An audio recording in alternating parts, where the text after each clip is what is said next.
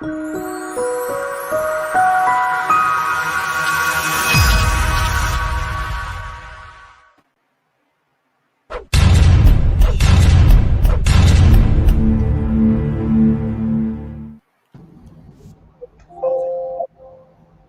estudo aqui do grupo de médios, né? Na primeira parte dos sistemas do Arthur, né? Que vai, vamos fazer o estudo junto, né? O Rui, ele teve um problema familiar, não pôde hoje. Mas então, queria agradecer o Arthur, muito obrigado pela presença, é um prazer tê-lo aqui.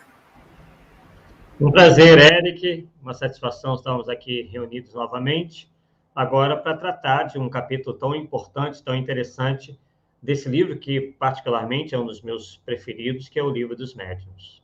Você teve um probleminha aí de som, só para te alertar no iniciozinho, depois melhorou. Excelente. Agora melhorou. Agora tá ok, né? Perfeito. Tá. Uhum. Então, como de praxe, vamos lendo e comentando, né? Então, eu vou começar lendo aqui no item 36, né? Kardec diz: quando começaram a produzir seus fenômenos, os estranhos fenômenos do espiritismo, ou dizendo melhor, quando esses fenômenos se renovaram nesses últimos tempos, o primeiro sentimento que despertaram foi o da dúvida quanto à realidade deles, e mais ainda quando a causa que lhes dava origem. Uma vez certificados por testemunhos irrecusáveis e pelas experiências que todos hão podido fazer, sucedeu que cada um os interpretou a seu modo, de acordo com suas ideias pessoais, suas crenças ou suas prevenções. Daí, muitos sistemas, a que uma observação mais atenta viria a dar justo valor. Então, é interessante isso aqui que, na época de Kardec, né, você tinha teoria espírita, mas você tinha outros sistemas para tentar explicar essas hipóteses, né? Que Kardec vai elaborar o sistema do reflexo, sonambulismo, né? Então, Kardec teve que demonstrar, logicamente, que a teoria espírita era a que melhor explicava a totalidade dos fenômenos aí, não é? Sim, Eric, é muito interessante esse início, né? Porque ele diz, né, que começaram a se produzir os estranhos fenômenos, né? Obviamente, se referindo ao fenômeno das mesas girantes e também os antecedentes, né, principalmente nos Estados Unidos, com as irmãs Fox. E o que nós sabemos e podemos relembrar isso daí foi uma eclosão de fenômenos em vários pontos diferentes do globo, né? Então, isso a gente percebe que a espiritualidade meio que arquiteta essa situação toda para chamar a atenção, né, dos homens, de nós encarnados, né, para a existência da vida após a morte, né? Quer dizer, existe vida após a morte. Opa, o Cláudio aí chegou, né? Desculpa aí, Olá, aqui está uma tremenda tempestade, não sei se eu vou conseguir manter a internet, mas vamos acompanhando aí. Tomara que sim, tomara que sim. Só terminando aqui meu complemento, então, meu comentário, aliás. E aí é interessante, né, que ele fala, né, que o primeiro sentimento que despertaram foi o da dúvida, o que é, aliás, muito saudável, né, quer dizer, de não aceitação cega em relação a alguma coisa. Isso é totalmente científico, realmente, né? É uma postura científica, desde que ela não passe a ser, né, uma postura de negação pela negação, né? Então, a questão da dúvida, ela é salutar. O que a gente, fazendo um link aqui com o movimento espírita, né, atualmente, é o que a gente percebe que alguns indivíduos já partem para um extremo oposto, que é o de acreditar de primeira, né? Acreditando, às vezes, em teses, né? em afirmações que, muitas vezes, não têm qualquer tipo de amparo na realidade, né? Então, a gente parte aí de extremos, né? de um negacionismo e de uma aceitação pronta, né? Sendo que as duas são realmente posturas completamente anticientíficas.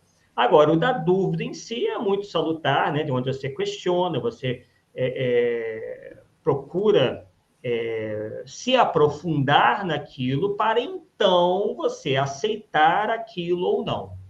Então, a gente, né, nós aqui, nós três e muitos outros no Movimento Espírita, temos alertado em relação à postura do Espiritismo em relação a determinados fenômenos e a determinadas teses que, às vezes, aparecem no seio do movimento espírita e, algumas vezes, sem qualquer tipo de anteparo doutrinário ou científico, ou mesmo filosófico, acabam ganhando aí a simpatia dos espíritas, né? Causando uma série de confusões, né? E aí o que Kardec diz? Que, comparando com o que o Kardec diz nesse trecho, né, que o Eric citou aí, que diz o seguinte: sucedeu que cada um os interpretou a seu modo, de acordo com suas ideias pessoais, suas crenças ou suas prevenções. Então, já naquela época, o que é muito natural, né, porque cada um vai puxar a sardinha, né, como se diz no popular, para o seu lado, então cada um interpretou aquilo de uma forma. Se o indivíduo era um pouco mais cético, ele já interpretou aquilo como, a gente vai ver isso daqui a pouco, né, em mais detalhes, interpretou aquilo já colocando uma postura de negação logo de frente. Se a pessoa era um pouco mais crédula, talvez já mais simpática ao espiritualismo, ela já então interpretou de uma forma. Se era católico, interpretou talvez como uma demonstração da existência dos chamados demônios, né? Que estariam se comunicando para enganar as criaturas. Então, cada um foi puxando, né, conforme as suas tendências. O que também, né, novamente, fazendo uma breve comparação com o que ocorre com o movimento espírita, né, onde alguns travam contato inicial com o espiritismo e, devido às suas ideias anteriores, às suas concepções anteriores, não conseguem se desapegar delas de imediato, fazendo, então, um mix, né? Fazendo aí uma tentativa de combinação das suas antigas crenças com as crenças espíritas. O que tem causado, né? Nós temos visto isso, assim como causou, no início do espiritismo, uma série de desacertos, né? Onde nós verificamos uma falta de unidade nas opiniões. E o que a gente procura, né, dentro nós todos aqui, enfim, outros confrades, é estabelecer um aprofundamento do conhecimento espírita, para que a gente cada vez mais possa compreendê-lo melhor e chegar mais perto possível de uma unidade de ideias. Exato, exatamente. Na época surgiu muitas ideias preconcebidas, né? Sendo que o espiritismo era a única tese ali que era a constatação dos fatos, né? Não era fruto da ideia pessoal do Kardec, diferente de outras hipóteses da época. E isso acontece muito no movimento, realmente, de partirem de ideias pessoais, né? Ideias preconcebidas para analisar as comunicações com os espíritos, né? E infiltrar essas ideias no movimento, né? Não sei se o Cláudio tem alguma consideração a fazer também sobre essa questão inicial. Realmente, desde a época de Kardec, sempre vai ser assim, né? Não há como dissociar, às vezes, a opinião pessoal ou a crença de alguém que conheça o espiritismo.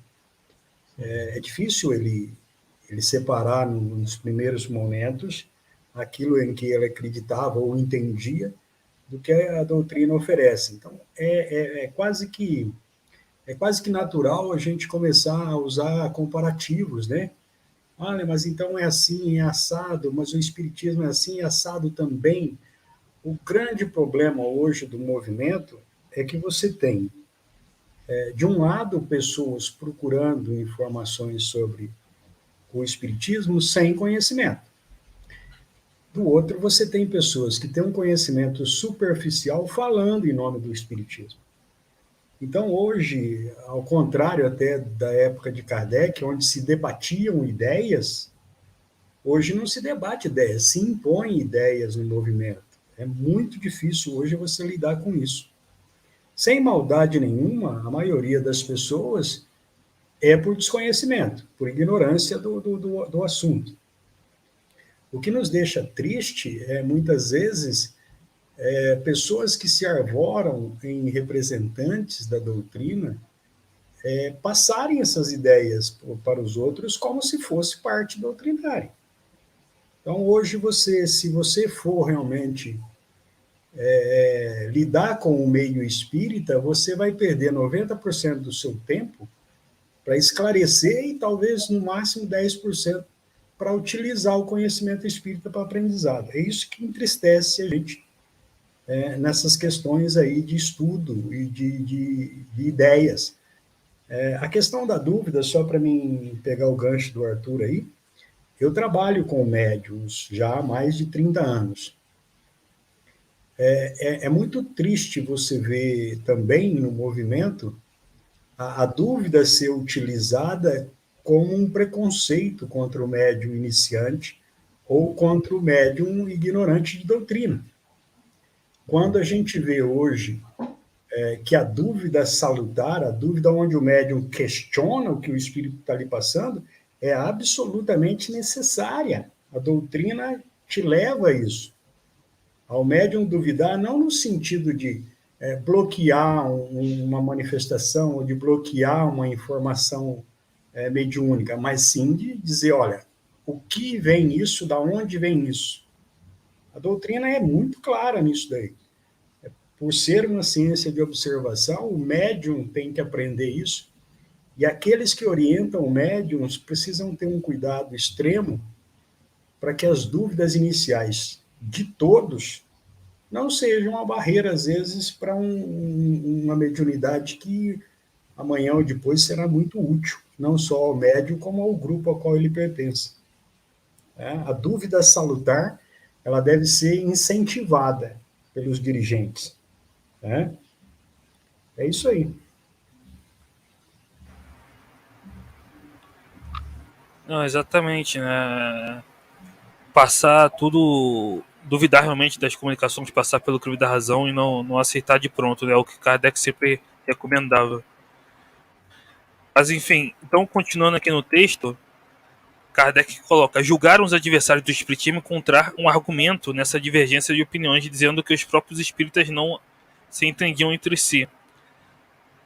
A pobreza de semelhante razão prontamente se patenteia, desde que se reflita que os passos de qualquer ciência nascente são necessariamente incertos, até que haja o tempo permitido de colecionem e coordenem os fatos sobre os quais pode firmar opinião. À medida que os fatos se completam e vão sendo mais bem desenvolvidos, as ideias prematuras se apagam e a unidade se estabelece. Pelo menos com razão aos pontos fundamentais, se não a todos os pormenores. Foi o que se deu com o espiritismo, que não podia fugir à lei comum e tinha mesmo, por sua natureza, que se prestar, mais do que qualquer outro assunto, à diversidade das interpretações.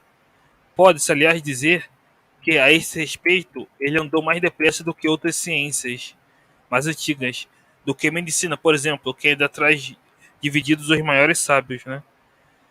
Então é interessante, fazendo uma pausa aqui, ele fala de unidade, né? Então Kardec esperava que, ali ele estava mais no começo, mas esperava que gradualmente fosse se unificando, né, um movimento em torno desses princípios fundamentais, né, que foram estabelecidos pelo controle universal. Né, mas a gente viu, ao contrário,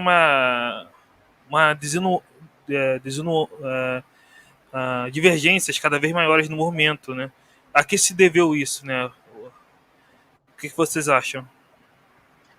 Existe todo um aspecto histórico, né, que a gente tem que analisar, de ideias que vieram de fora, né, do movimento, indivíduos que se colocaram como reformadores ou inovadores, né, como foi o caso de Rustem, né, que todos nós sabemos, com a sua única médium, né, e suas comunicações com supostos evangelistas, né, e uma série de ideias completamente antidoutrinárias, né? Inclusive, uma delas vai contra um princípio elementar da própria doutrina espírita, né?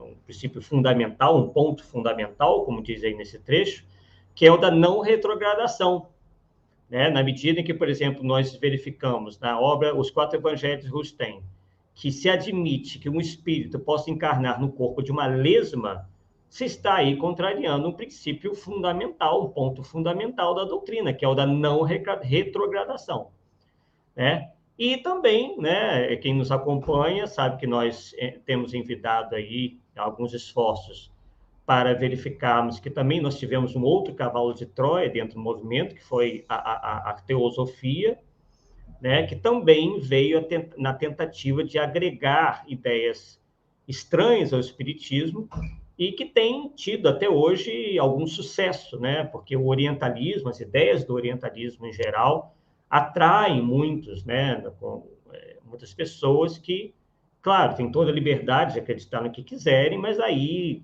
trazer para dentro do centro espírita, ou como muito bem disse o Cláudio Costa, divulgar isso como sendo espiritismo, vai uma grande distância. Nós somos partidários da liberdade de ideias, mas desde que ela não venha comprometer toda uma coletividade. Então, a responsabilidade que nós temos na divulgação do espiritismo é muito grande, na medida em que nós nós evitemos colocar as nossas ideias pessoais e tenhamos esse compromisso de realmente divulgar aquilo que o espiritismo efetivamente ensina, né? E aí, nesse trecho que você acabou de ler, Eric, fala justamente algo que vem sendo explorado até hoje contra o espiritismo, que é justamente pelos adversários, né? Que é justamente a divergência de opiniões, né? Mas se deve por quê? Por causa dessas ideias estranhas ao corpo doutrinário, né? Que são captadas por um e por outro, são inseridas dentro do movimento espírita como se fossem abraçadas, né? Ideias abraçadas efetivamente pela doutrina, enquanto que não o são, né? Então, isso vem desde lá de trás, né? E dentro do movimento espírita brasileiro se tornou algo assim muito forte, inclusive, infelizmente, né, a Federação Espírita Brasileira por um bom tempo abraçou uma série de concepções do próprio rustanismo e que deu aí uma cara completamente diferente do que realmente o espiritismo efetivamente teve com Allan Kardec. É interessante ressaltar aí só o seguinte: o próprio Kardec, durante toda a obra, deu exemplos claríssimos sobre isso. Muitas vezes ele próprio reformou a sua opinião. Sim. Como é que nós vamos dizer? A feitura, a construção da doutrina espírita veio nessa retificação de opiniões próprias. Né? Quando um fato novo acontecia, os relatos são bem claros ali. Ele não tinha nenhum pudor, vamos dizer, ou vergonha em refazer uma opinião e falar, olha, a partir desta comunicação, desse estudo, desses apontamentos que ora temos aqui, fica patente que esse fato aqui se sobrepõe àquele passado. Tanto é que as reedições, inclusive, tão discutidas aí pelo movimento, é complicado também isso, muitas vêm do próprio punho de Kardec, que tinha que refazer as suas próprias opiniões diante dos fatos. Essa é a base doutrinária. Tá? E hoje, a gente não sabe ainda, é tão difícil dizer de onde, isso é da naturalidade. Nós somos seres diferenciados e quando trabalhamos em coletividade, seja qual for, é um misto de opiniões, é um misto de pontos de vistas, e a doutrina não tem como fugir disso. A grande dificuldade está nessas questões dos pontos fundamentais. Tá? De repente, você tem aí dentro de um grupo, eu já participei de alguns grupos, e também não sabia na época, por falta de conhecimento doutrinário, aquele apontamento que é dado ali como um fator espírita, ele não é. Ele foi uma introdução de uma escola esotérica, de alguém que acredita naquele fato e acreditava que aquele fato estava dentro do espiritismo, e não está. E a gente passava isso para frente. Tá? Sem maldade, sim, mas tem que se começar a rever esses conceitos aí. Olha, nós estamos tratando desse mesmo assunto aí dentro de um pequeno grupo familiar aqui. O assunto, inclusive, foi tocado ontem. Então, dificilmente você vai encontrar dois grupos espíritas iguais. Não existe, não tem como. São situações diferentes, são elementos diferentes, mas a unidade, os pontos fundamentais, não tem como você dizer que vai mudar porque a opinião de fulano, de Bertrano, vale mais do que a de Kardec, ou dos espíritos que compuseram a doutrina. Esse é o cuidado que se tem que ter hoje. Né? Mas vamos lá. Não, exato, como foi muito bem dito, isso se deve, no movimento espírita, a divergência muitas vezes se deve a questões históricas, né, da teosofia pelo Lemarie, do Guérin, que introduziu o Rustenguismo, né, depois a FEB, tudo mais com Bezerra. Então, foram uma série de questões históricas, né, mas a unidade da doutrina realmente se mantém nos princípios fundamentais, né, que estão estabelecidos na obra de Kardec, né, isso que mantém essa coerência doutrinária ou pureza doutrinária, né? Sim. E aí, como bem o Cláudio lembrou, né, da evolução do pensamento kardeciano, foi justamente, inicialmente, Kardec entender o espiritismo como uma ciência de observação, na medida em que estava focada tão somente nos fenômenos que ali surgiam, né, aos montes, né, em toda parte, e depois ele, com o desenvolvimento do trabalho, passa a encarar o espiritismo, claro, mantendo como ciência de observação, porque trata da questão da mediunidade, da fenomenologia, mas amplia, né, a doutrina espírita na questão de ser uma doutrina espiritualista, né, e com consequências morais, né? Quer dizer, então ele parte de um ponto de uma ciência para uma filosofia espiritualista com o intuito de tornar melhor o homem, né? Então, isso partiu, como bem disse o Cláudio, né, de uma evolução do pensamento kardeciano, não só, claro, ele cita em relação à própria fenomenologia e também ao que era dito, mas também nós podemos lembrar sobre a amplidão, né, adquirida por Allan Kardec, né, na interpretação da nova revelação.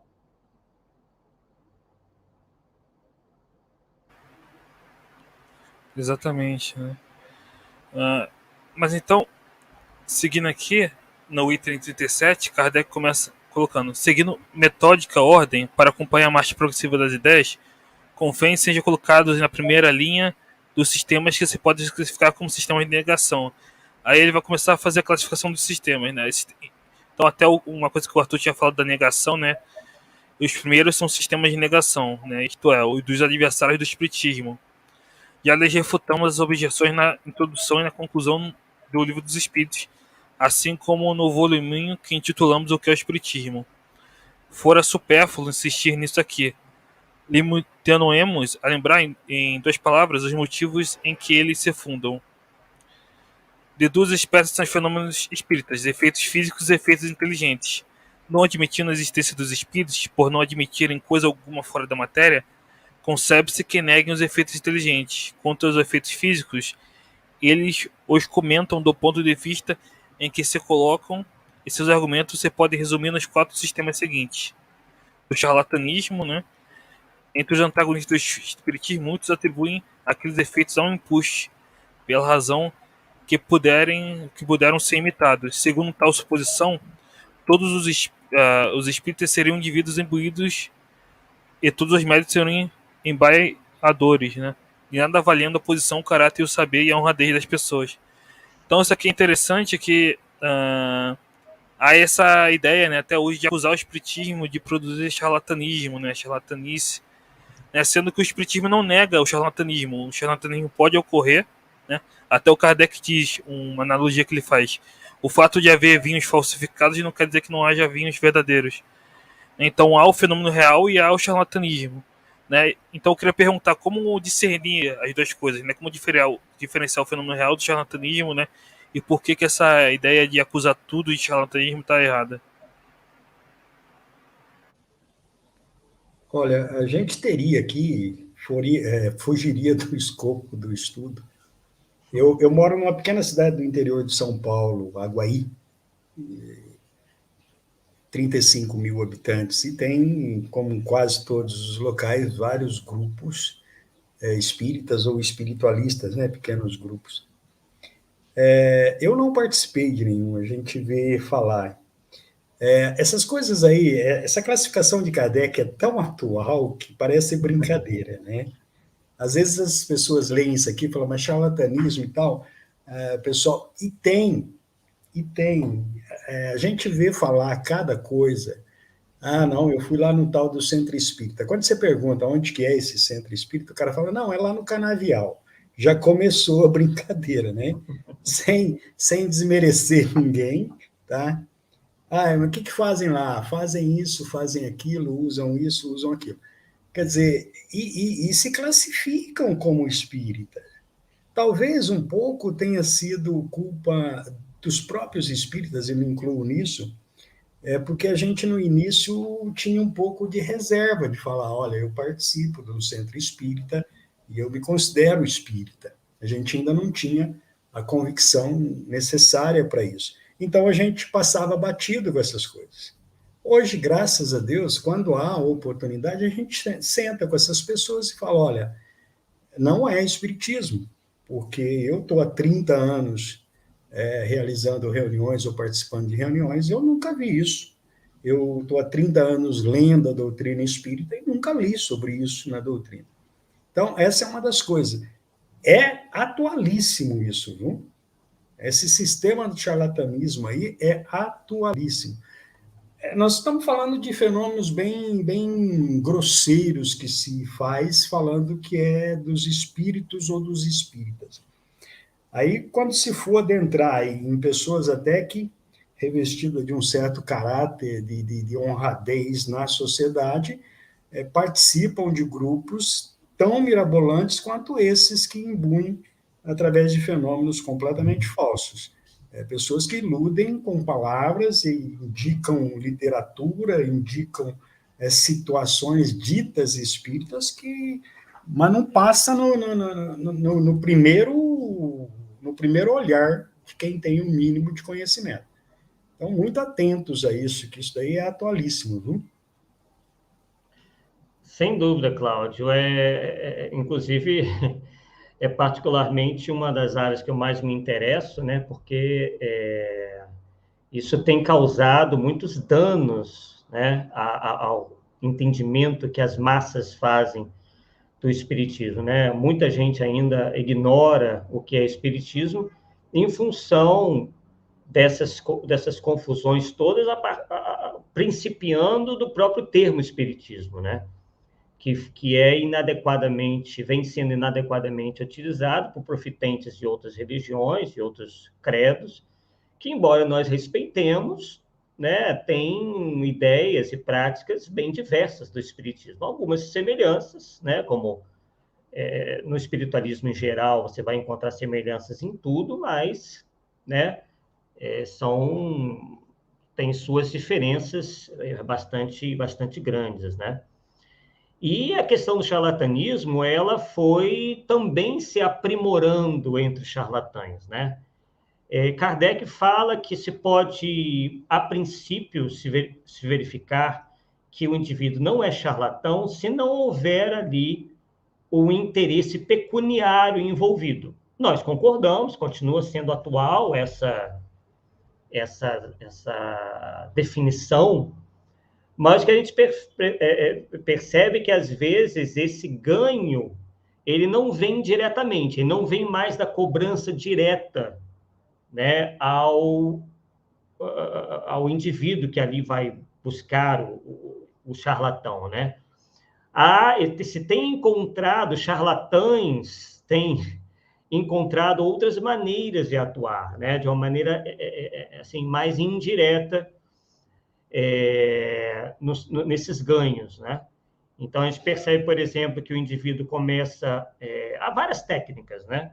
Mas uma das técnicas ou táticas mais comuns hoje em dia é o indivíduo começar a escrever livros, né? E aí ele já começa, ele vê que aquela série de ideias que ele possui destoam do espiritismo, e aí os espíritas, ele começa a ver que tem ali um problema em relação à aceitação dessas suas ideias muito particulares, e aí ele começa a ter sucesso naquilo, existem alguns casos aí, e aí já monta sua própria editora. Outros vivem da imagem de outrem, né? Passam a ser, assim, querem ser escolhidos como, por exemplo, alguém que teve um grande contato com um médium, como Chico Xavier, por exemplo. E aí ele vive da imagem do falecido, né? Quer dizer, porque eu era muito amigo dele, e aí eu ouvi isso, eu ouvi aquilo, ele falou isso e falou aquilo. Só que o médium não falou nada daquilo que falou para ele para outras pessoas. Então, são táticas variadas, onde indivíduos querem o holofote, conseguem um holofote em cima de informações geralmente sensacionalistas, e aí ele começa, né, a crescer naquilo e passa a viver daquilo, né? Há médios hoje que vivem praticamente da sua mediunidade, né? Ao contrário, por exemplo, do Chico Xavier, que a gente nota que viveu sempre na maior da simplicidade, né? Por mais que a gente possa, às vezes, discordar de uma ou outra coisa, é inegável que havia um desinteresse completo, né, de Chico Xavier em relação a essas coisas, né? E, infelizmente, isso acaba resvalando, né? Esses charlatães, esses indivíduos, muitas vezes mal intencionados, esses atos acabam resvalando na boa imagem que o espiritismo, por vezes, né, conseguiu obter junto à sociedade, né? Então, eles confundem o espiritismo, como bem o Cláudio falou, né, com práticas que o espiritismo efetivamente não abraça e não concorda. Eu acho que isso que o Arthur falou resume bem da questão do interesse, né? Então, como discernir, um dos principais apontamentos do Kardec é isso que Kardec colocou aí, né? O interesse, né? E muitas vezes, como diz aí, às vezes são pessoas de posição, de caráter, né?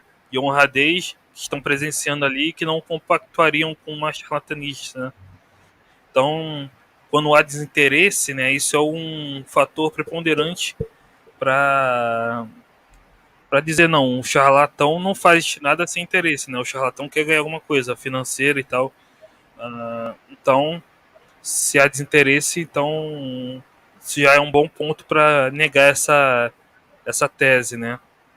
E perceba que essa nova tática que eles utilizam acaba confundindo muita gente. Então, as pessoas pensam assim, poxa, ele não está cobrando nada, eu vou na palestra dele, ele não está cobrando nada, então ele é confiável. Só que, como eu disse, as coisas também vão se aprimorando, até mesmo, né, os indivíduos não tão bem intencionados, ou mesmo, às vezes, iludidos, também engendram novas táticas, né, para alcançar os seus objetivos. Então, já que pegaria muito mal hoje em dia você cobrar, então aí vamos mudar um pouquinho aqui a nossa tática, né? Mas o objetivo acaba sendo alcançado, né? Que é dos lucros auferidos, e o pior, auferidos em cima de obras sem qualquer compromisso doutrinário, né? O que é pior ainda mais, a pessoa está ganhando dinheiro em cima de algo que vai denegrir, ou vai deturpar, ou vai passar uma ideia deturpada dos propósitos da doutrina.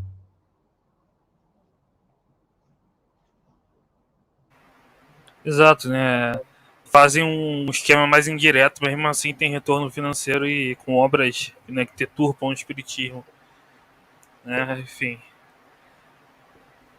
Mas aí o Kardec continua dizendo aqui: se isto merecesse resposta, diríamos que alguns fenômenos da física também são imitados pelos prestidigitadores, e que nada prova contra a verdadeira ciência. Demais, pessoas a cujo caráter afasta toda suspeita de fraude, é preciso não saber, absolutamente viver e carecer de toda urbanidade, para que alguém ouse vir dizer-lhe na face que são cúmplices de charlatanismo. Num salão muito respeitável, um senhor que se dizia bem educado, tendo se permitido fazer uma reflexão na natureza, ouviu da dona da casa o seguinte: Senhor, pois que não estáis satisfeitos, a porta vos será restituído o que pagastes. Né? E com um gesto lhe indicou o que melhor tinha a fazer. Dever-se-á, por isso, afirmar que nunca houve abuso? Para crê-lo, fora mista admitir-se que os homens são perfeitos. De tudo se abusa, até das coisas mais santas. Por que não abusariam do espiritismo? Porém, o mau uso de uma coisa, o mau uso de uma coisa de faça não autoriza que ela seja prejulgada desfavorosamente, né? Para chegar-se à verificação que se pode obter de boa fé com o que obram as pessoas, deve-se atender aos motivos que lhe determinam o procedimento. O charlatanismo não tem cabimento onde não há especulação, né? O que a gente falou, né? Então, se há desinteresse, o charlatanismo não faz mais sentido, né? Então, essa tese cai por terra. E aí vem o 39, sistema da loucura, né? Alguns, por condescendência, concordam em pôr de lado a suspeita de embuste. Pretendem, então, que os que não iludem são iludidos, o que equivale a qualificá-los de imbecis. Quanto aos incrédulos, se abstêm de usar de circunlóquios, né? Declaram pura e simplesmente que os que creem são loucos, atribuindo-se a si mesmos, desse modo, e sem cerimônias, o privilégio do bom senso. Esse é o argumento formidável dos que nenhuma razão plausível encontram para apresentar. Então existe, né, muito essa questão, né, de acusar primeiro charlatanismo e depois de loucura, acusar os médiums.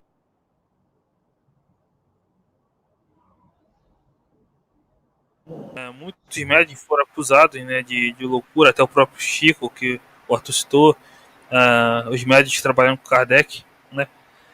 Então, queria perguntar como se posicionar contra isso, né?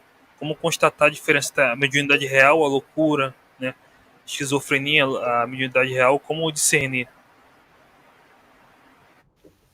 Olha, são fatores muito delicados. Ao longo dos anos aí, tem muita pouca literatura sobre o assunto. Não é o escopo aqui também, mas acho que um dos poucos livros sobre o assunto é um livro do médico, tá? Não do espírito, mas do médico Bezerra de Menezes, Loucura e Obsessão. É um livro fantástico para quem lida com esse assunto, tá?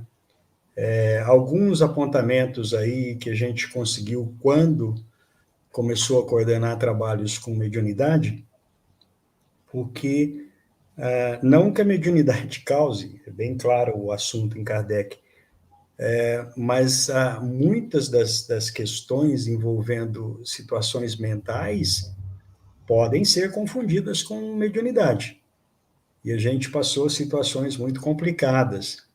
Eu tive o prazer de conhecer dois médicos, o Dr. Nubor Facuri, de Campinas, um fantástico homem, um estudioso tanto da medicina quanto da doutrina, num caso de uma médium perturbada que fez um tratamento com ele e participava de um grupo nosso aqui, e com um pequeno grupo que infelizmente me parece que foi dissolvido, de espíritas, médicos e psiquiatras espíritas da Unicamp, que tem um trabalho fantástico sobre a mediunidade a nível de estudo clínico, né?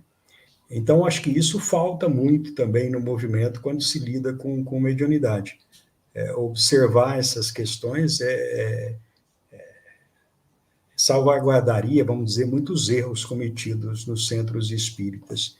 E está se vendo aí que até o próprio Kardec alertou contra essa questão aí da loucura, né? Muito cuidado com isso aí.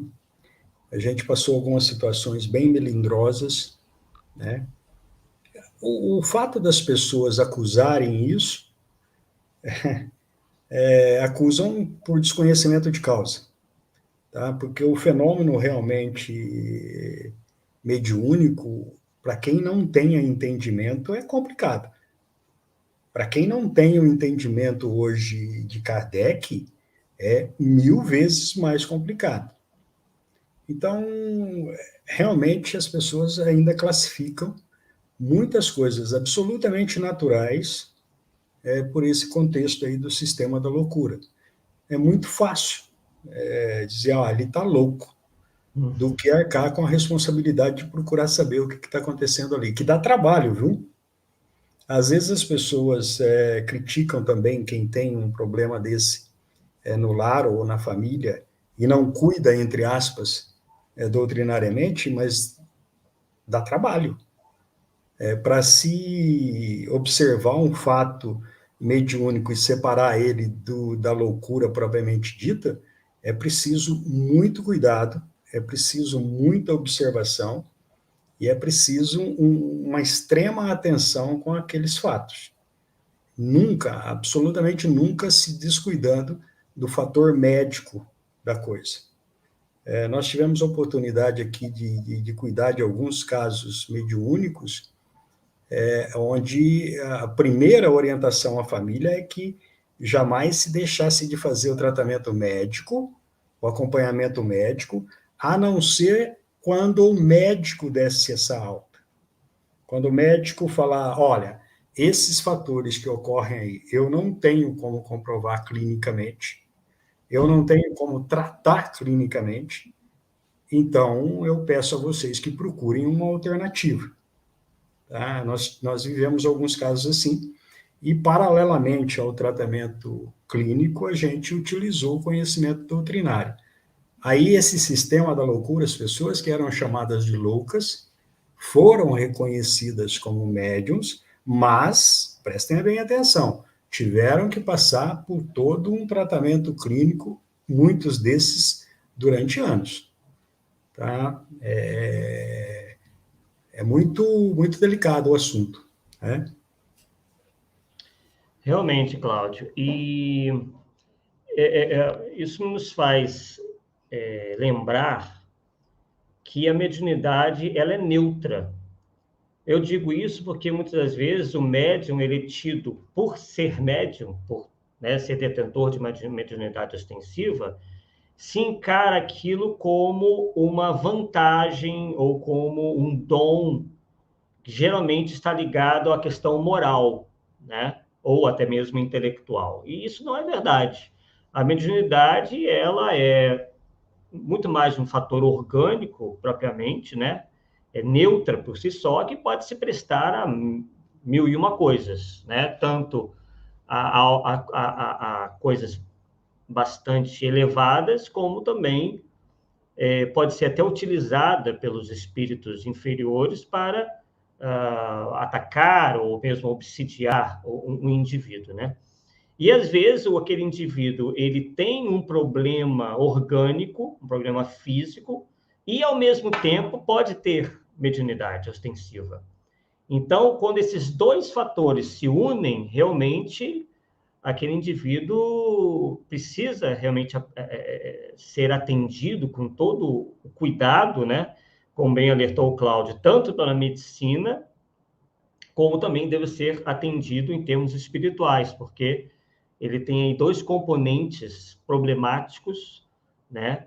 Que é uma questão física propriamente, que é dele, e outras que podem ser aí exploradas por seus adversários espirituais, utilizando-se da mediunidade que ele já possui para, então, ainda piorar a questão, né? Então, são uma questão aí que envolve até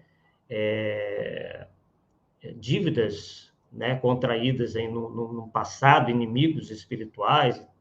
Porque a obsessão, ela se dá justamente, na boa parte das vezes, por conta disso, né? São antigos adversários que vêm ao encontro daquele indivíduo para prejudicá-lo, né? Com o seu ódio, com o seu sentimento de vingança.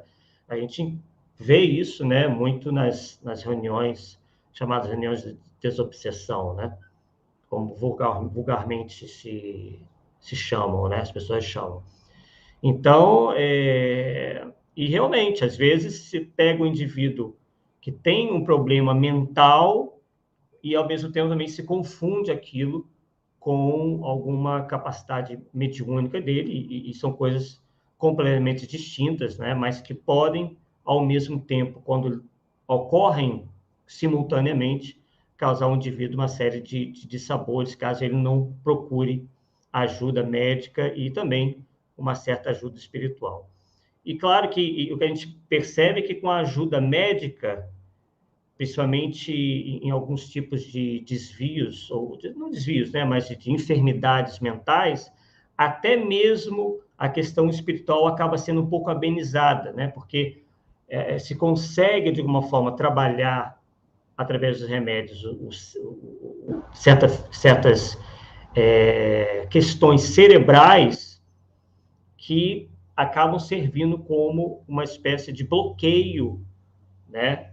Não sei bem como que isso acontece, para aquela influenciação perniciosa dos espíritos. Então, como bem disse o Cláudio, é uma questão que tem que ser bem estudada, caso a caso, e nunca se descurar de procurar a medicina, porque ela também vai ter uma boa participação na ajuda desses indivíduos. Agora, em relação à narrativa dos adversários, né, não passa disso, uma narrativa de alguém que é contra, né, alguém que já tem uma posição fechada em relação, por exemplo, aos fenômenos mediúnicos, e, como foi dito, né, é muito cômodo ele simplesmente apontar, não, isso é maluquice, isso é loucura, sem se debruçar sobre aquilo, né? É mais uma narrativa para difamar e para invalidar aquilo que muitas vezes o indivíduo desconhece ou que então vai contra os seus próprios interesses. E aí a gente vê, infelizmente, no passado, né, os ataques sofridos pelo Espiritismo por parte, principalmente, da Igreja Católica, né, alguns indivíduos da Igreja Católica, que, muito incomodados com o que o Espiritismo ensinava, passavam a adotar essas narrativas difamatórias, né? Chamando os espíritas de cultuadores de Satã, ou então de loucos, ou então de charlatães, e todo tipo de coisa, de modo a que eles recuassem, né, nas suas ideias.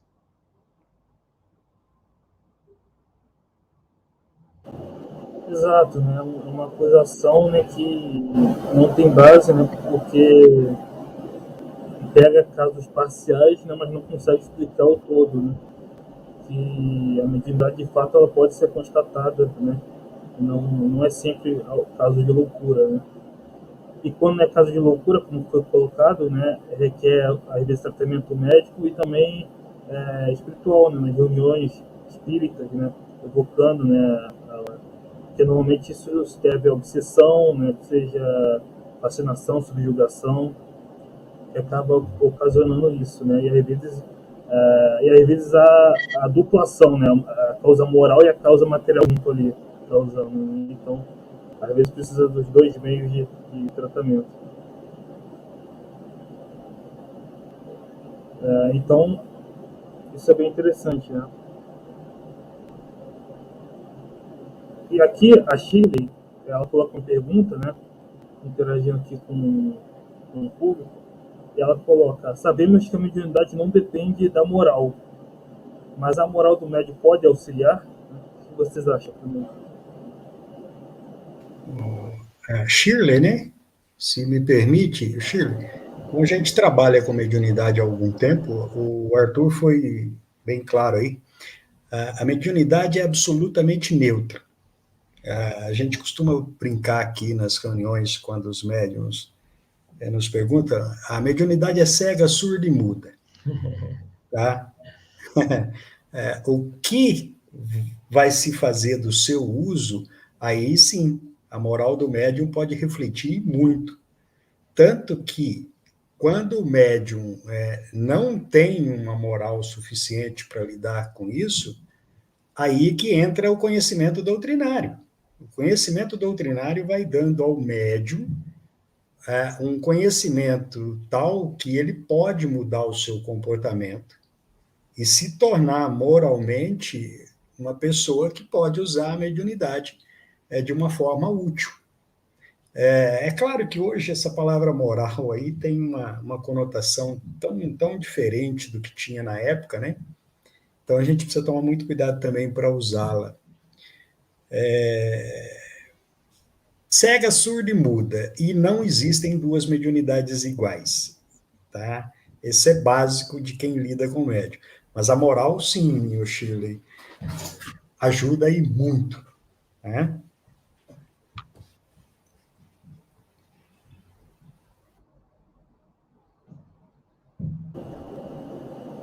Exato, né? Como como a gente já colocou, a mediunidade ela é orgânica, né? Então ela independe da moral, né? Ou seja, então você pode ter um médium que é uma pessoa má e um médium que é uma pessoa boa, independe, né? Agora, a qualidade dos espíritos que você vai atrair, isso depende da moral. Então a faculdade em si não depende da moral, que é orgânica, mas a qualidade das comunicações, o tipo de espírito que você atrai, isso depende da moral. Então a afirmativa está correta, Shirley, né? A mediunidade não depende da moral, mas a moral pode ajudar, né? Pode auxiliar o médium. E sem dúvida todo médium, não só os médiums, mas o médium deve se procurar melhoramento moral, melhoramento das virtudes, tudo mais, com certeza. Se afastar das mais paixões, né? Kardec é bem claro, né? Os espíritos são bem claros que, uma vez que um indivíduo seja dominado pelas mais paixões, ele vai naturalmente atrair para si mais companhias, né? Espíritos na mesma faixa ali de moralidade, né? De desenvolvimento ético-moral. Agora, à medida que é um indivíduo que, além de ser bem intencionado, ele efetivamente procura se melhorar, não que nós tenhamos a obrigação de sermos santos, né? Às vezes se confunde muito e se pressiona muito o médium para que ele obtenha, às vezes, um nível quase que de uma santidade absoluta.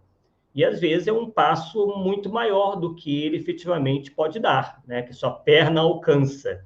Mas o esforço deve ocorrer sempre. Não é porque a gente, numa encarnação, não vai se tornar espírito perfeito que a gente tenha que cruzar os braços, bem, eu não sou perfeito, então vou deixar tudo como está. Não. Né? Muitas vezes as pessoas também se utilizam, né, já para seguir um outro lado, né? E às vezes se fazem certas cobranças do médium em relação a coisas que não tem nada a ver com a mediunidade. Por exemplo, todo médium tem que ser vegetariano. Não, isso não tem qualquer tipo de embasamento, né? Mesmo porque Jesus mesmo alertou, não é o que entra pela boca que macula o homem, mas sim o que sai dela. Então, essa questão aí de uma suposta pureza, uma pseudo-pureza por causa de alimentação, ou porque, não, eu tenho que vestir branco, porque tem que fazer isso, tem que fazer aquilo. Não. A questão é muito mais clara, é de uma modificação, de um esforço para se tornar o menos possível egoísta, orgulhoso, vaidoso. Inclusive, a vaidade é algo que afeta muito boa parte dos médiuns, não, mas um grande número de médiuns, né? Enfim, toda uma série, né? Claro, coibir os vícios, né? Aí sim, por exemplo, um médium que abusa do álcool vai ter problemas, né? Não só na mediunidade, como na vida dele, no geral, né? Vícios degradantes, como o abuso na área da sexualidade, tudo que faria mal na nossa vida social também certamente interferiria no trabalho como médium, porque as coisas estão interligadas, né? A pessoa não é uma pessoa diferente na medida que ele entra no centro, né? Ele continua sendo a mesma pessoa e vai geralmente vai produzir aquilo que ele produz em sociedade, né? Porque não existe uma dualidade aí, né? Então, é se tornar melhor em todos os setores da vida, não só pensando enquanto médio, mas pensando enquanto um ser integral, um indivíduo social, né? Aquele que realmente convive com as outras pessoas, né? Porque se nós nos melhoramos, certamente essa nossa melhora vai interferir positivamente naqueles que nos rodeiam. Duas situações rápidas aí para Shirley, que abriu o debate aí. Se todo médium tivesse que ser vegetariano, no sul do país não tinha médium, né? Gaúcho não podia ter mediunidade. Mas tá, brincadeira à parte, assim. É claro que os vícios materiais, os vícios físicos, são um grande fator dentro da questão mediúnica, né? É um primeiro fator a ser enfrentado. A gente tem um jovem aqui de 30 e poucos anos, um belíssimo, um médium dedicado e tal, já está quase 10 anos trabalhando ininterrupto num grupo aqui, e gosta de uma cervejinha. O que a espiritualidade falou para ele? Nós não temos nada contra. Excessos. Os excessos é que fazem mal. Então, se você acreditar que você está se excedendo, busque encontrar um equilíbrio. E aí passou-se um tempo, né? E ele estava em viagem, estava chegando na cidade aqui, e naquele dia tinha reunião. E ele tinha esquecido, fazia dias que estava viajando, ele deixou o carro para abastecer e já apontou para o restaurante do bar, e na ideia, assim, eu vou tomar uma cervejinha gelada antes de chegar em casa, né? E boa, né? E um amigo espiritual, né? Salgado, café e água. Cervejinha hoje, não. Ele contou isso para a gente depois de uma forma bem humorada. Ele falou, e disse que o espírito riu muito quando ele virou e voltou para trás. Ele falou, nossa, estou esquecendo que hoje tem reunião. Porque ele sabe que você vai tomar uma cerveja, você vai tomar duas, você vai tomar três, você vai tomar quatro. Tá? Ainda chegando de uma viagem, para relaxar. Então, agora, saindo desse aporte aí das questões físicas, imagine o que a Shirley perguntou aí quanto aos vícios morais, né? Que vaidade, orgulho e etc. e tal. É isso daí que a doutrina é um campo enorme de melhoria pessoal, né? Principalmente para o médium e para todos os que compulsam ela. Né?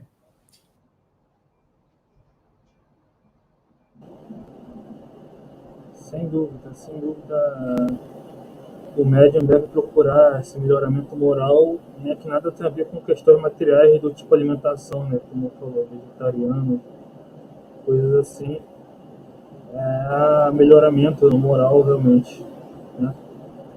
Mas, enfim, continuando aqui no texto, Kardec continua. Afinal, semelhante maneira de atacar se tornou ridícula, tal a sua banalidade, e não merece que se perca tempo em refutá-la. Acresce que os espíritas não se alteram com isso, tomam corajosamente o seu partido e se consolam, lembrando-se que tem por companheiros no infortúnio muitas pessoas de demérito incontestável. Efetivamente, forçoso será convir em que essa loucura, se a loucura existe, apresenta uma característica muito singular, a de atingir de preferência a classe instruída, de cujo seio conta o espiritismo até o presente a imensa maioria de seus adeptos. Se entre estes algumas excentricidades se manifestam, elas nada provam contra a doutrina, do mesmo modo que os loucos religiosos nada provam contra a religião, nem os loucos melomanos contra a música, ou os loucos de matemática contra a matemática. Né? Todas as ideias sempre tiveram fanáticos exagerados, e é preciso que seja adotado ter muito obtuso juízo para confundir a geração de uma coisa com a coisa mesma. Para mais amplas explicações a esse respeito, recomendamos a leitura da nossa brochura, que é o Espiritismo, e o Livro dos Espíritos, Introdução. Né? Então, Kardec diz aqui, né, tudo pode servir para loucura, né? Tudo pode virar uma mania, uma exageração, né? Então, tem pessoas que caem na loucura com a matemática, com a música, né? Outras coisas, então não é o espiritismo em si o problema, né? Na verdade, muitas vezes o espiritismo é a cura, né, como a gente falou. Não é o problema, é a cura, na verdade, porque dá o meio de combater as causas espirituais, que envolvem essas questões, né? Porque muitas vezes, às vezes o que é, a pessoa está lá internada, né? E com tratamento físico, né, e não adianta nada. Aí vai fazer a reunião mediúnica e resolve em um mês, né? Porque a questão era espiritual, né? Era uma subjugação. Então, enfim, o espiritismo na verdade é a cura, né? Até na época do Kardec isso era até pior, né? Porque na época do Kardec você tinha tratamentos horríveis para essas pessoas, né? A gente até tinha comentado aquele filme, então os tratamentos para pessoas com loucura eram terríveis. Então, o espiritismo vinha como uma cura, como um auxílio, né? Muito mais do que até a medicina na época, que até maltratava essas pessoas, né? Enfim.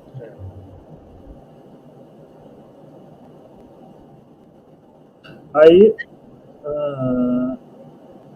aqui é o item 40, né? Então, eu queria perguntar, vocês querem continuar mais 30 minutos ou encerra? Acho que dá para continuar. Você que sabe. A Mônica fez uma menção aqui interessante, né? As boas intenções e a própria moralidade do médium nem sempre bastam para preservá-lo da intromissão dos espíritos levianos, mentirosos, pseudo-sábios nas comunicações. Nós, todos aqui, temos alertado muito em relação a isso, né? E tem a ver com o que nós dissemos anteriormente, que na medida que boa parte do movimento exalta os médiuns como quase como semideuses, indivíduos infalíveis, muitas das vezes até baseado na própria moralidade dos mesmos, se esquecem, né, dessa advertência. Porque muitas das vezes, isso também é dito nas obras da codificação, a gente não conhece profundamente aquele indivíduo e muitas das vezes o que nós não estamos vendo no médium, um espírito pode ver, né? Porque pelo pensamento, né? E pela observação. E às vezes um médium que para a sociedade, para o geral, ele é um indivíduo de bem ou do bem, às vezes tem alguma falha ali, alguma fraqueza que é explorada pelo espírito leviano, ou pelo pseudo-sábio, ou pelo mistificador. E há uma outra advertência no livro dos médiuns, que é a seguinte: não há médium perfeito na Terra, assim os menos enganados. Então, confrontemos o que diz a doutrina com o que a maioria das pessoas dentro do movimento entendem. A gente vai ver que existe uma grande diferença, um grande, né, poço, né, ali separando uma visão da outra. Por quê? Infelizmente, né, nós trilhamos o caminho da idolatria, né, a idolatria que vem justamente do pensamento mágico, das religiões ancestrais, né, que sempre se prestavam a idolatrar alguma coisa. Se não fosse uma imagem, era um indivíduo, como um semideus, ou então, às vezes, deuses, seres mitológicos, mas sempre tem a questão da idolatria, e isso faz parte de um passado nosso, né, ao longo das encarnações, onde o pensamento mágico conduzia a esse tipo de postura. E, infelizmente, muitos de nós caímos nisso daí, achando que médiums são seres perfeitos, que não erram nunca, que só recebem mensagens que refletem a verdade. Enquanto não é não é isso que o Espiritismo nos diz. Muito pelo contrário, nos diz que devemos adotar um critério severo de análise das mensagens, venha de onde vier, venha, seja de qualquer pessoa, né, como enquanto médium, e também venha do espírito que for. A Mônica, se me permite aí, são algumas questões tão simples que quando a gente descobriu isso anos depois de estar no movimento, por ter a obrigação de lidar diretamente com médiums, a gente parou para pensar um pouco, falando, não é possível que a gente não tenha visto isso. é o básico da doutrina. Não existem dois médiuns iguais, não existem duas mediunidades iguais, não existem dois indivíduos iguais no planeta, vamos dizer assim.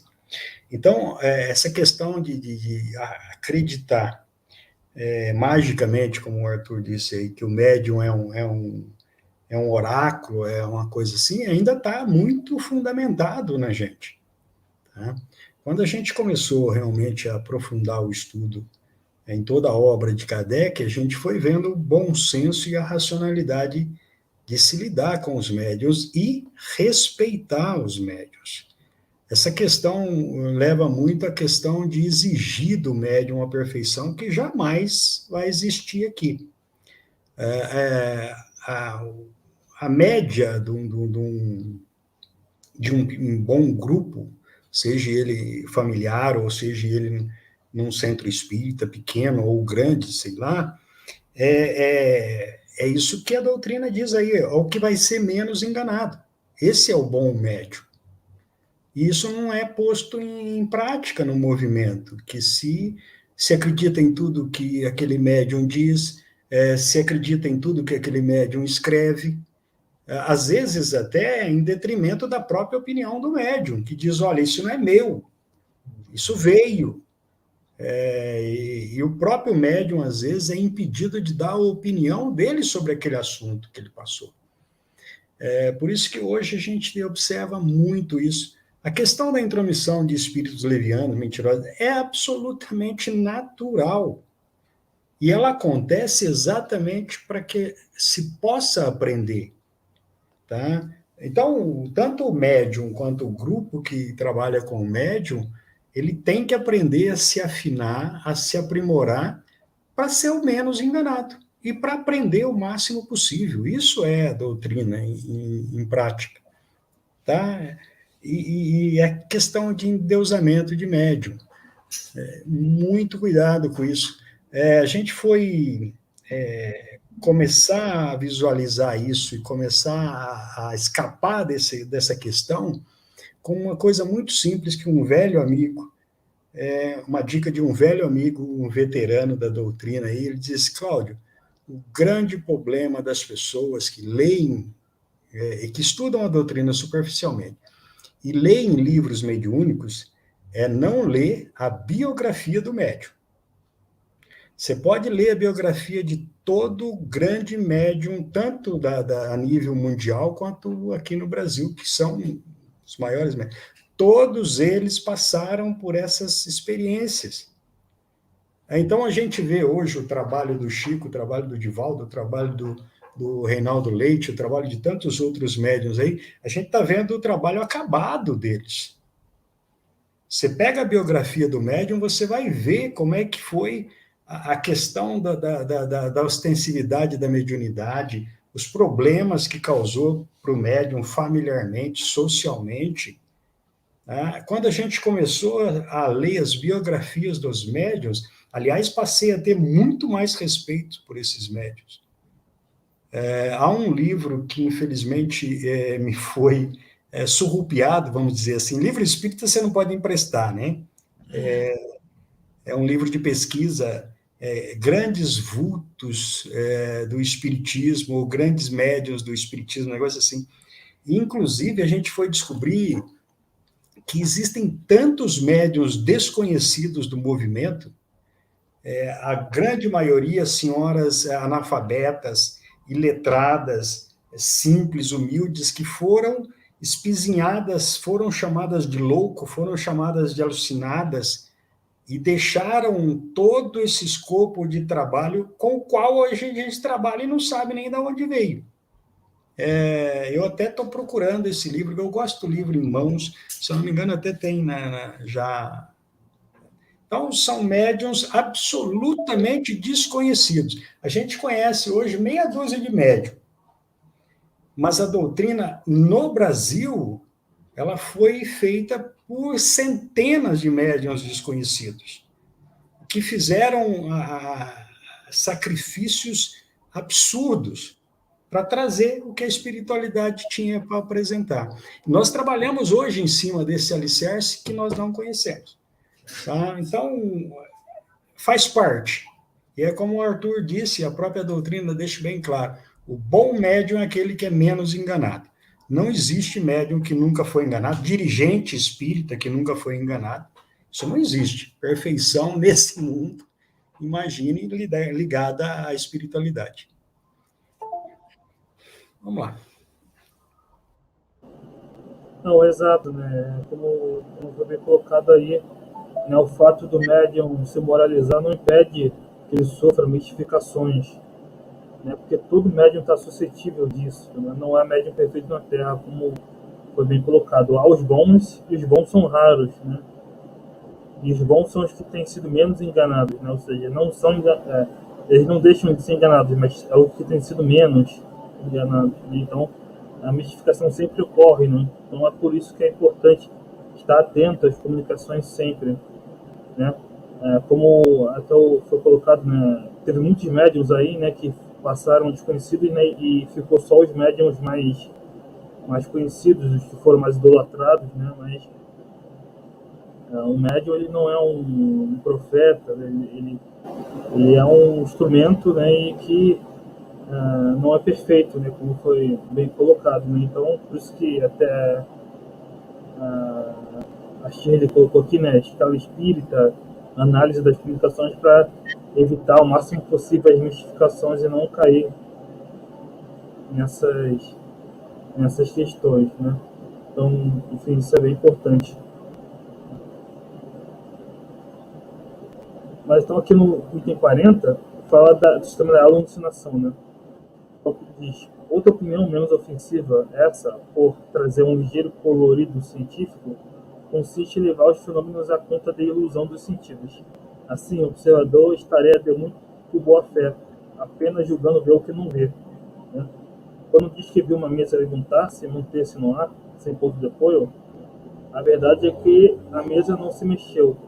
Ele a viu no ar por efeito de uma espécie de miragem, ou por uma refração, qual é que nos faz ver na água um astro ou um objeto qualquer fora da sua posição real.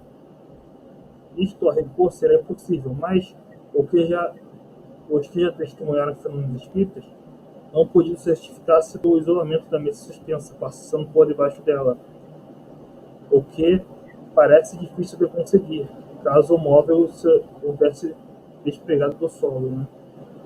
Então é muito bom que, para negar os fenômenos espíritas, né, as pessoas na época apelavam para qualquer coisa, né?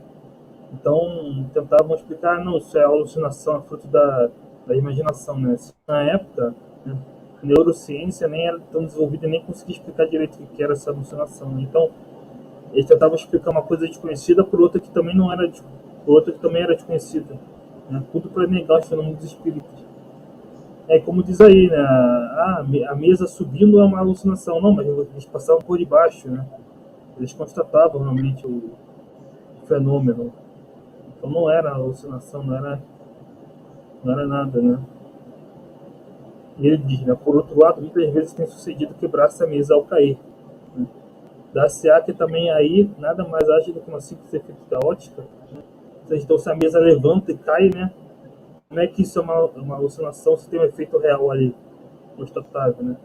E é uma alucinação que pegou a Europa e a França, a Europa e a América inteira, né? Muita gente alucinada, pelo visto, então, na época, né, século XIX.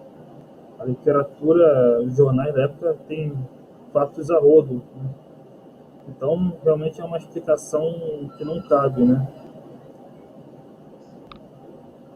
Isso me faz lembrar que hoje em dia, por exemplo, na internet, existem alguns indivíduos que se propõem a tentar desmascarar os fenômenos espíritas, né? Só que o que eles alegam é que esses fenômenos são também oriundos de prestidigitadores. Como esses indivíduos têm conhecimento de ilusionismo, de mágica, eles dizem que como eles conseguem produzir os mesmos fenômenos através do ilusionismo, então os espíritos estariam produzindo os mesmos fenômenos, utilizando-se também do ilusionismo. Mas eles não se apercebem que estão fazendo uma afirmação ridícula, Porque numa reunião fechada entre espíritas, sendo que ali não há nada a ganhar, ficaria o quê? Um enganando o outro? Quer dizer, não faz o menor sentido. Então, na época de Kardec, alguns anos depois, apareceu um mágico, Houdini, que ganhou muito dinheiro justamente alegando isso. Olha, esse lance aí de espiritismo, de mediunidade, de efeitos físicos, eu posso produzir.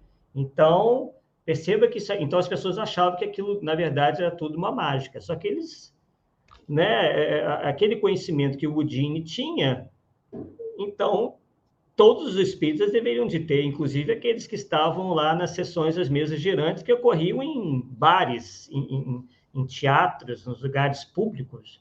Então, nada disso faz o menor sentido. É novamente aquilo que nós falávamos, né? A má vontade, né? E também uma tentativa de difamar, né? Quando você se opõe a uma ideia, uma das táticas que você tem é de diminuir o teu adversário ideológico atacando a moral. Então, foi isso, né, que ocorreu, que vem ocorrendo até hoje, né, principalmente no que tange a dizer que os espíritas são indivíduos desonestos que passam a vida a enganar os outros, sendo que não há motivação nenhuma, né, de se produzir fenômenos sem que haja uma contrapartida, né? Ainda mais quando as reuniões são fechadas e ali ninguém ganha nada de material com isso. Lembrando só um detalhe aí, que na época essas questões aí da mesa eram realizadas em salões, né, como divertimento e tal, e que o Kardec tinha notícia dessas questões e nunca tinha se interessado. Só foi realmente parar para pensar no assunto quando uma pessoa sua conhecida e uma pessoa, como ele próprio declara, íntegra, de caráter e tal, disse, olha, eu gostaria que você, como um homem de ciência, como um professor, participasse de uma reunião e nos desse a sua opinião, a sua visão. A doutrina começou aí. Tá? Então, o próprio Kardec, na época, também deve ter falado, poxa, isso aí deve ser coisa de louco, né? Mirabolantes e tal. Aí, de repente, o homem vai lá e vê o fenômeno acontecendo. E não era uma pessoa sugestionável, não era uma pessoa que se pudesse enganar facilmente. E graças a Deus que se atentou para isso, para a gente ter essa beleza que é a doutrina hoje em mãos. Tá? Só esse adendo aí, para que a gente também não foi lá de maluco acreditar de primeira mão que aquela mesa realmente se levantava, ou corria, ou se movia pelo aposento. Eu quero ver. E depois de ver, ainda quero saber o que está acontecendo. Né? Ah, tem fio? Tem alguma coisa aí? Vamos ver. É exatamente o que deve se fazer hoje com todo e qualquer fenômeno. Tá? Vamos lá. Excelente, até o Leonardo comenta aqui, né? Colocações. Seria o caso de pedir para Houdini que a outro escrever um livro de poesias comparando de leitura, né? Nesse sentido, os efeitos inteligentes são mais importantes, né? Exato, né? Os efeitos inteligentes provam aí muito bem, né? Por exemplo, nesse caso, né? Como é que o Chico, que era uma pessoa pouco instruída, conseguiu fotografar, né? Tantas poesias, né? E até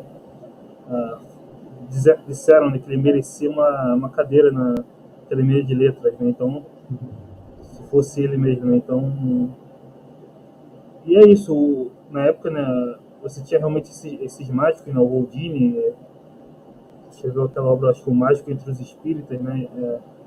Os espíritos e negavam, né? Diziam que eram prestidigitações, né? Quando você podia constatar muito bem a realidade do fenômeno, principalmente dos efeitos inteligentes, como o Leonardo diz aí, né? Se o charlatanismo pode imitar um fenômeno físico, né? Muito mais difícil ele pode imitar um fenômeno intelectual, né? Por exemplo, se só você sabia uma informação, né, de um parente seu e o médium vai lá e psicografa, né? Isso não pode ser charlatanismo. Então, impossível imitar uma coisa desse tipo, né? Enfim, e essa causa de alucinação é a mesma coisa, não tem fundamento também. Mas enfim, Kardec continua aqui. É fora de dúvida que uma causa fisiológica bem conhecida pode fazer que uma pessoa julgue ver em movimento um objeto que não se moveu, ou que supõe estar ela própria mover-se quando permanece imóvel.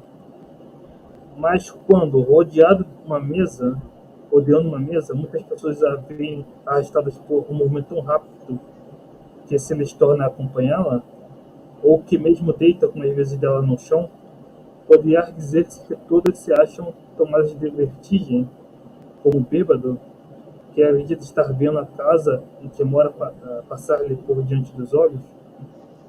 Então, como é que muitas pessoas na mesma reunião veem a mesma coisa, né? Se fosse uma alucinação. Então, não, é um fenômeno real, né? Isso aí é inegável. Seria uma alucinação coletiva, né?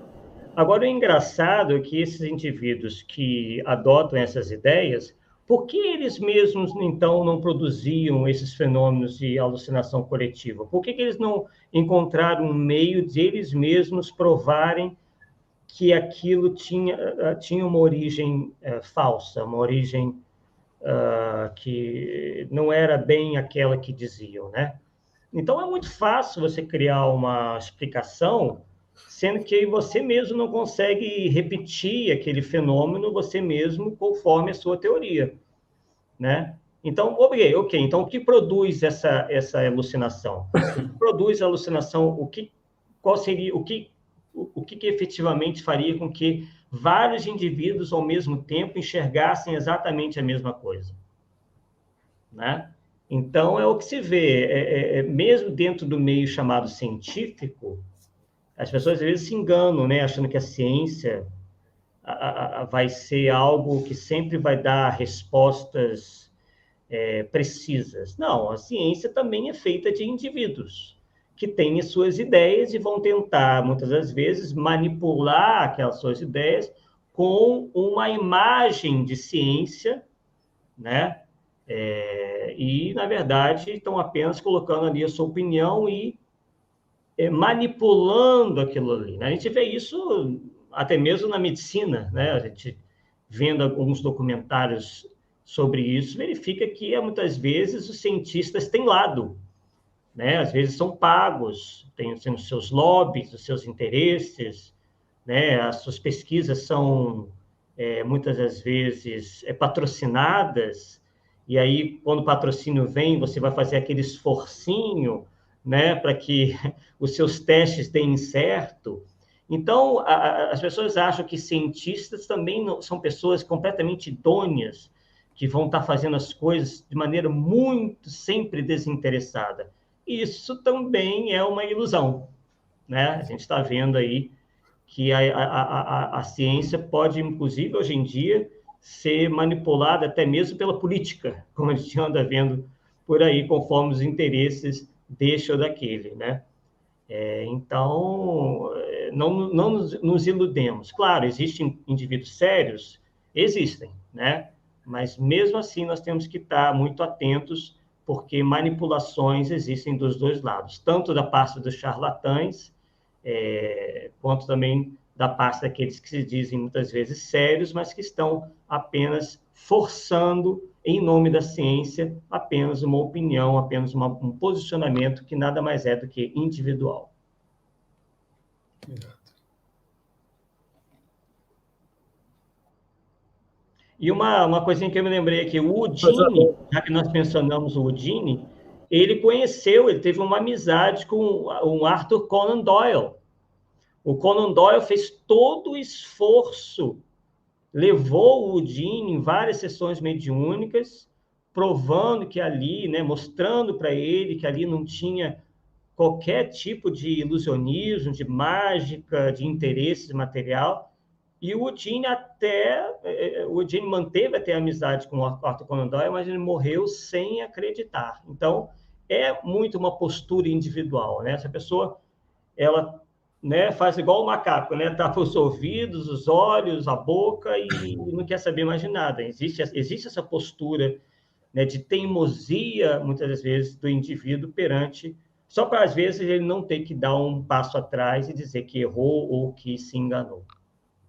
Olha, pegando o gancho do Houdini aí, havia o interesse pessoal, né, a fama, que hoje a gente vê no movimento aí também, pessoas que sabem que a sua ideia colocada aí confronta os próprios fundamentos da doutrina, mas não abre mão, porque já tem um certo reconhecimento, entre aspas, aí no meio. E a questão do Houdini também era financeira, né? Ele ganhou muito dinheiro com a brincadeira. Então, se ele dissesse, olha, esses fenômenos meus aqui são ilusionismo, e os dos outros lá são realmente espíritas, acho que ele cairia um pouco a bolsa dele na época, vamos dizer assim, né? Então, tudo é isso aí, né?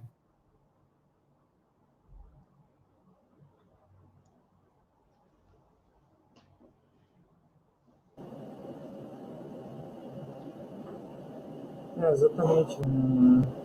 Falando do que o Arthur comentou, né, da questão do cientista, realmente, às vezes você tem um interesse, né, um lobby, né, um financiamento, né, para determinado viés, né, e viés político ideológico também, né, então não são isentos, né, então acho que na verdade a maior parte do crescimento que hoje vem das universidades é totalmente enviesado com viés materialista ideológico, né, então é difícil de enfiar.